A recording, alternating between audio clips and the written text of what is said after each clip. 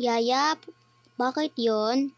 Pwede po ba pumunta si Diana sa house namin mamaya?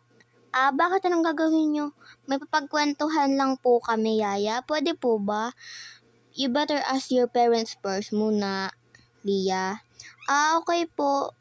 Diana, bakit? Pwede ba ako pumunta? Tatanungin ko muna si Mommy at Daddy kung pwede ka pumunta, okay? Okay, bye-bye, bestie. Bye-bye.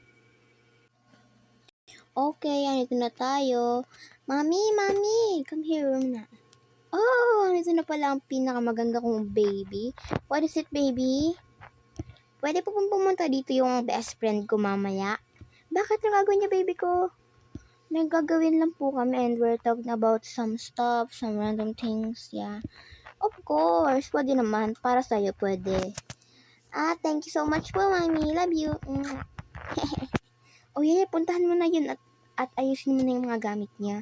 Okay po, madam. Tara na sa room mo. Okay, Yaya. Hehehehe. Bebe, wait lang. Yaya, saan mo po ilalagay yan? Sa room mo. Okay po.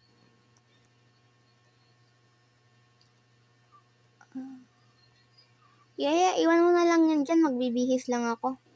Sige, tawagin mo lang ako kung need mo ako, ha? Siyempre, Yaya ka eh. Oo. Sige, bye-bye. Now, I'm going to change my clothes because I feel so baho-baho na. And I'm also sweating na.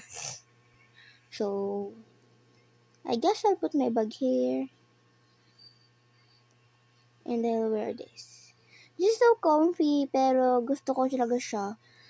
So, chat ko muna yung bestie ko. Chat ko muna si Diana. Nung sasabihin ko na, payag! Okay. So, here's my iPhone. Diana. What is it, bestie? Pumayag yung mami ko na pumunta ka dito. Kaya magbihis ka na, pumunta ka na dito. Sige, wait a minute. Papunta na ako dyan. Okay, bye-bye.